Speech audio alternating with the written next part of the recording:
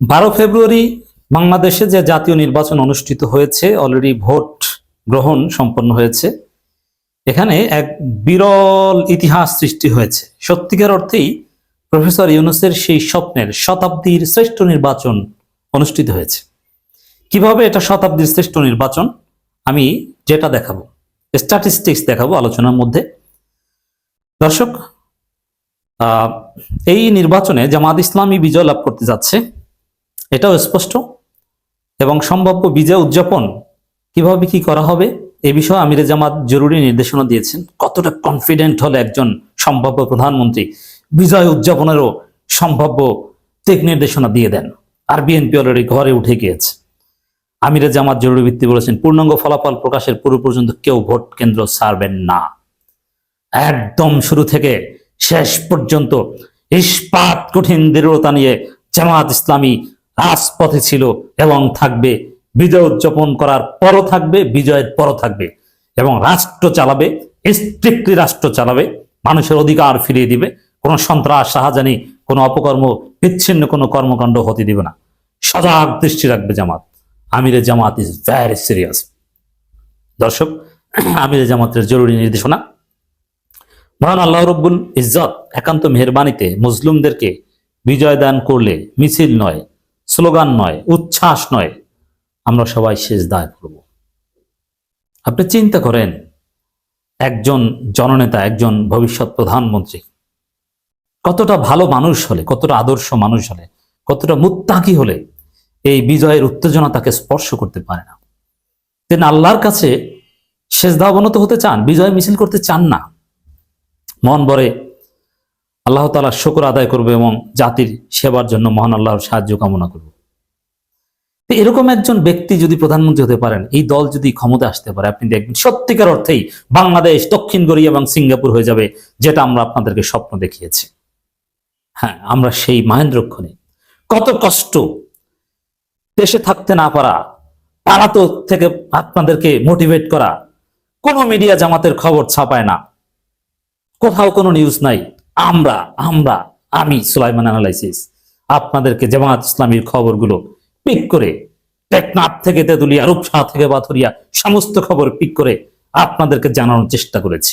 আপনারা জেনেছেন, মোটিভেটেড হয়েছেন, আস্থা রেখেছেন, আল্লাহর উপর ভরসা করেছেন।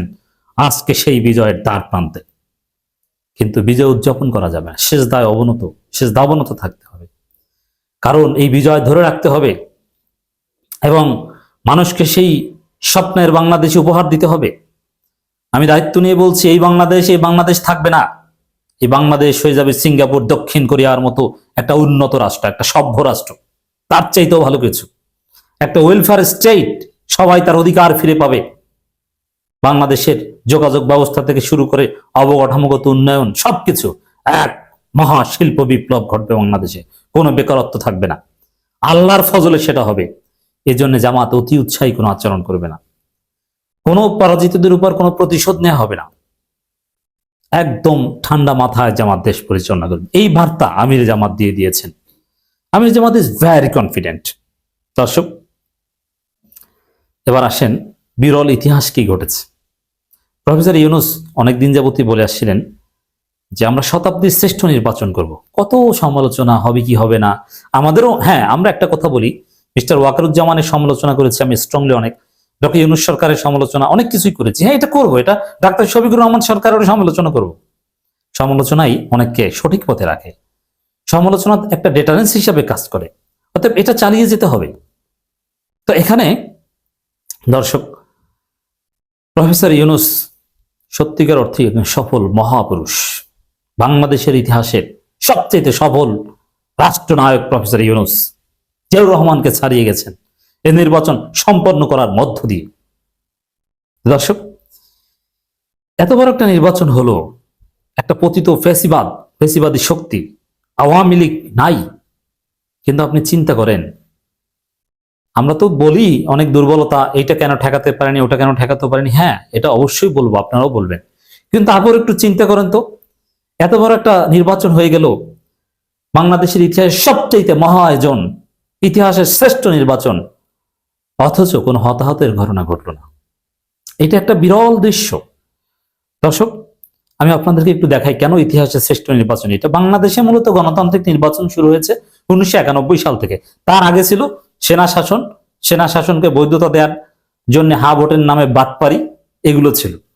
এর আগে ছিল বাকশাল, 73 কোনো নির্বাচনই ছিল না, ওটা ছিল কারচুপি। নির্বাচন শুরু হয়েছে মোরাললেস 91 সাল থেকে। সে 1991 সালের নির্বাচনকালীন সহিংসতায় প্রায় 49 জন নিহত হয়েছিল। 1996 সালের নির্বাচনে অনেক লোক নিহত হয়েছিল, এক্সাক্ট ফিগার আমরা পাইনি কোথাও, এটা কোডিফিকেশন নাই। 2001 সালের নির্বাচনে 50 জন নিহত হয়েছিল। 2008 সালের নির্বাচনে প্রায় 21 জন নিহত হয়েছিল। 2014 সালের নির্বাচনে 115 জন নিহত হয়েছিল। নির্বাচনকালীন সহিংসতা বলতে যা বোঝায়, নির্বাচনের আগে পরে কয়েকদিন মিলিয়ে এই হিসাবটা করা হয়। 2018 সালে 20 থেকে 22 জন নিহত হয়েছিল। 2024 সালে 18 জন নিহত হয়েছিল। আর 2026 সালের এই জাতীয় নির্বাচনের দিন একজন নিহত হয়নি। এটাই হচ্ছে সবচেয়ে বড় সফলতা। কোনো প্রাণ ঝরেনি। তবে হ্যাঁ, বিএনপি সন্ত্রাসীরা জামাত নেতাকে হত্যা করেছে শেরপুরে, এরকম দুই একটা বিচ্ছিন্ন ঘটনা আছে। কিন্তু হতাহতের যে ঘটনাটা, বিএনপি নিজেদেরকে হত্যা করে। নির্বাচনকালীন সহিংসতায় উল্লেখ করার মতো কোনো হত্যাকাণ্ডই ঘটেনি স্পেশাল নির্বাচনের দিন, ওই জামাত নেতা হত্যা। অন্য যে হত্যাকাণ্ডের কিছু খবর পত্রিকা আসে ওটা আলাদা, কিন্তু নির্বাচন কেন্দ্রিক সহিংসতায় এত কম নিহত হওয়া বাংলাদেশের ইতিহাসে। বাংলাদেশে আপনি যদি সেই ব্রিটিশ শাসন থেকে পাকিস্তান শাসন, তারপরে বাংলাদেশ, ওইটাকেও ধরেন, এত কম সংখ্যক হতাহত ইতিহাসে আপনি দেখাতে পারবেন না। এই দৃষ্টিতে প্রফেসর ইউনূস 100 বছরের সফল রাষ্ট্রনায়ক, এবং প্রফেসর ইউনূস দি গ্রেট, শতাব্দীর শ্রেষ্ঠ নির্বাচন হয়েছে। Professor Yunus did that. জাতীয় সংসদ নির্বাচনে গণভোট সুষ্ঠুভাবে অনুষ্ঠিত হওয়ার জন্য জাতির প্রতি কৃতজ্ঞতা জানিয়েছেন প্রধান উপদেষ্টা। আমরা শুধু বলি নাই যে ইউনূস স্যার আপনি 5 বছর থাকেন।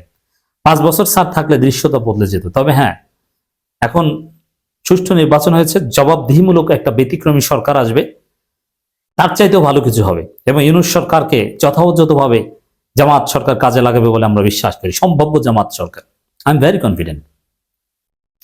ত্রয়োদশ জাতীয় সংসদ নির্বাচন এবং জুলাই জাতীয় সনদ বাস্তবায়নের উপর অনুষ্ঠিত গণভোট শান্তিপূর্ণ, সুশৃঙ্খল, উৎসবমুখর পরিবেশ সম্পন্ন হয়। সমগ্র জাতিকে আন্তরিক অভিনন্দন ও কৃতজ্ঞতা জানিয়েছে অন্তর্বর্তীকালীন সরকারের প্রধান উপদেষ্টা প্রফেসর মোহাম্মদ ইউনূস।